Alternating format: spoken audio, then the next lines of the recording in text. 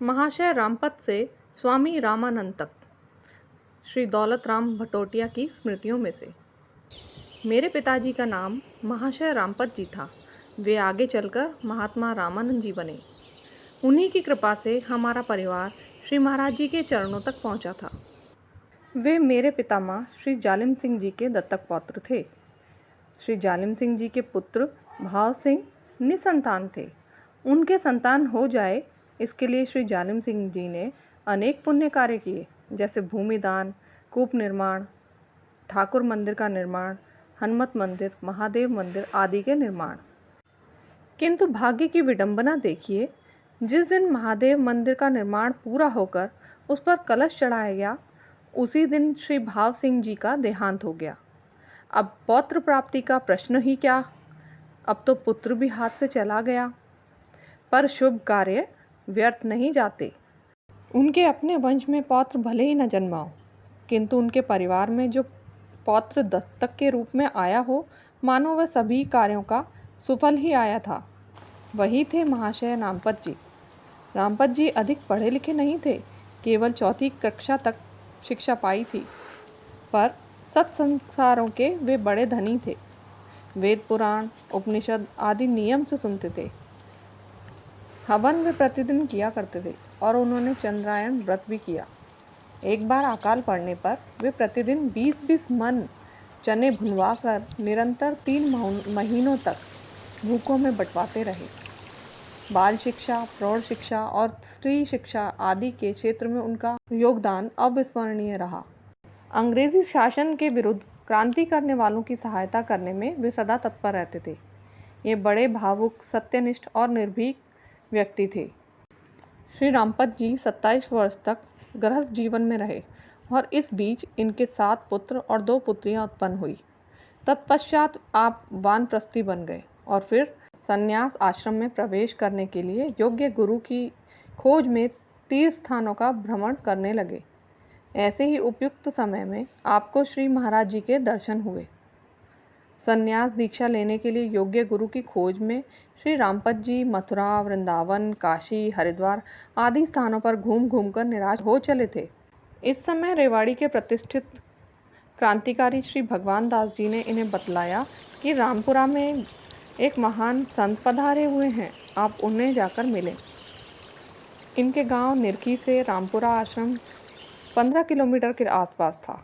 अतः रामपत जी अगले ही दिन घोड़े पर सवार रामपुरा जा पहुँचे।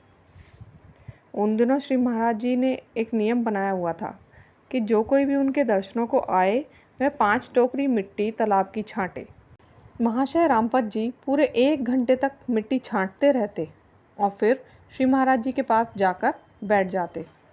पहले दर्शन से ही श्री महाराज जी से वे ऐसे प्रभावित हुए कि इन्होंने गांव से प्रतिदिन आश्रम आकर 1 घंटे तालाब से मिट्टी छांटने और तत्पश्चात श्री महाराज जी के समीप बैठकर सत्संग करने का नियम बना लिया।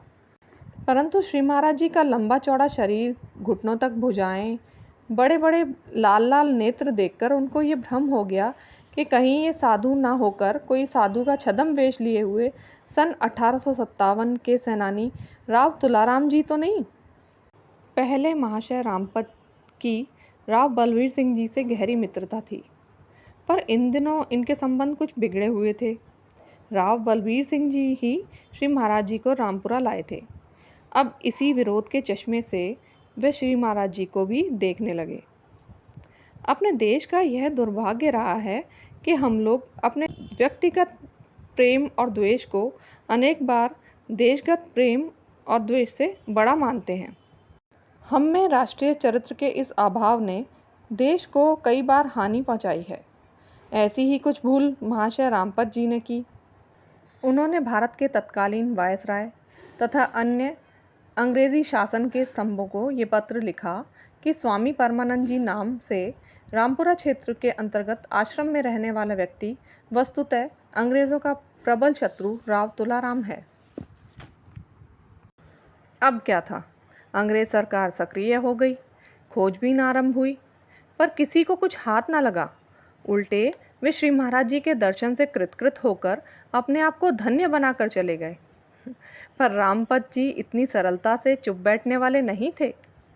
वे अपने व्यक्तियों को हरिद्वार, काशी और विभिन्न स्थानों पर श्री महाराज जी की वास्तविकता का पता लगाने के लिए भेजते रहे।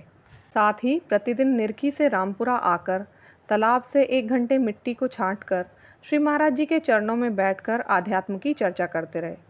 श्री महाराज जी उनके सभी प्रश्नों का यथार्थवादी और विज्ञान सम्मत तर्क संगत उत्तर देते थे। परिणाम यह हुआ कि श्री रामपत जी की शंकाएं धीरे धीरे श्रद्धा में बदलती गईं, परंतु अभी भी वे श्री महाराज जी के आचरण की आलोचना करने से विरत नहीं थे। श्री महाराज जी भांग पिया करते थे। इसी को महाशय जी ने अपनी आलोचनाओं का आधार बनाया। वे सीधे श्री महाराज जी से बोले, आप कैसे साधु हैं जो नशा करते हैं? साधु नशा नहीं करते। श्री महाराज जी कुछ बोले नहीं। वे शायद मन ही मन मुस्कुराए होंगे अपने इस भोले भक्त की अंकुरायमान श्रद्धा के विलोम उद्गति पर। अतः उन्हें आते आते प्राय 6 महीने बीत जाने पर एक दिन श्री महाराज जी ने कहा, लक्ष्मण भांग घोट, आज तो महाशय जी भी पिएंगे। महाशय रामपत जी ने यह बात सुनी और मन ही मन कसमसाए, पर प्रतिवाद ना कर पाए। लक्ष्मण भांग घोटने लगे। महाराज जी कभी कभी उस भांग पर दृष्टिपात करते और लक्ष्मण जी कभी कभी पूछते कि श्री महाराज जी बस करूं? महाराज जी कहते, नहीं, अभी और घोट।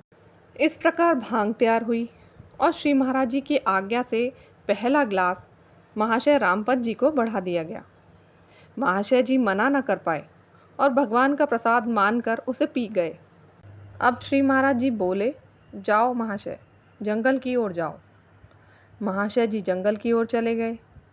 पता नहीं भांग का प्रभाव था या श्री महाराज जी की कृपा का, जंगल में महाशय जी को साक्षात भगवान के दर्शन हुए। महाशय जी कृतकृत्य हो गए। यह वे स्वयं मुझे बताया करते थे। दिन छिपने के समय वे श्री महाराज जी के पास लौटे और उनके चरणों में गिर पड़े और बोले, महाराज जी, मुझे अपनी शरण में ले लो, मुझे सन्यास की दीक्षा दो। अपनी शरण में तो श्री महाराज जी महाशय रामपत को प्रथम दर्शन के दिन ही ले चुके थे। अब शायद उनके त्याग भाव की परीक्षा लेने के लिए श्री महाराज जी ने उससे कहा, अरे महाशय, सन्यास के लिए तो सर्वस्व त्यागना पड़ता है। महाशय जी यह बात सुनकर चुपचाप अपने गांव की ओर चल दिए। उनके अधिकार क्षेत्र में एक गांव खिजूरी था। उन्होंने गांव वालों को देने का संकल्प कर लिया। उनकी धर्मपत्नी श्रीमती चांद कौर के पास लगभग 2 सेर सोने के आभूषण थे। वे सब उन्होंने ले लिए तथा श्री महाराज जी के चरणों में समर्पित करने का संकल्प बना लिया। ब्राह्मणों को भी उन्होंने यथाशक्ति से अधिक दान दिया। श्री महाराज जी तो आश्रम में बैठे बैठे ये सब देख ही रहे थे। वे राव साहब को लेकर तुरंत निरकी पहुँचे और महाशय से कहा, महाशय, अब हमारे साथ आओ, बहुत हो लिया। महाशय जी ने अपने 2 लड़के यानी मेरे पिताजी श्री हुकुमचंद जी तथा चाचा जी श्री शेर सिंह जी को निरखी छोड़कर अपने शेष 5 पुत्रों के साथ एक अविवाहित कन्या विद्या देवी को और 2 सेर सोने सहित श्री महाराज जी के चरणों में खुद को समर्पित कर दिया और सदा सदा के लिए श्री महाराज जी के हो गए। श्री हुकुमचंद ही अब घर के सबसे बड़े थे, पर उनके पास रुपया सोना आदि कुछ भी न था। सब महाशय रामपत जी श्री महाराज जी को समर्पित कर चुके थे। महाशय जी का संन्यास लेकर स्वामी रामानंद जी बन जाने के 3 दिन पश्चात श्री हुकुमचंद जी श्री महाराज जी के दर्शन के लिए जा पहुँचे। श्री महाराज जी ने सारा सोना उन्हें वापस करवा दिया। श्री रामानंद जी को जब यह बात ज्ञात हुई तो उन्होंने अपनी वेदना हुकुमचंद के सामने प्रकट की और फिर हुकुमचंद ने यह सारा सोना अपनी बहन विद्या देवी को दे दिया। श्री महाराज जी की कृपा से महाशय रामपत केवल भगवा वस्त्रधारी ही नहीं अपितु पूरे निर्लोभ और त्यागी सन्यासी बन गए थे। धन्यवाद। आपके सहयोग से गुरु महाराज जी के संस्मरण उनके अनन्य भक्तों तक पहुंचाने का ये एक प्रयास मात्र है। ओम ओम गुरु जी।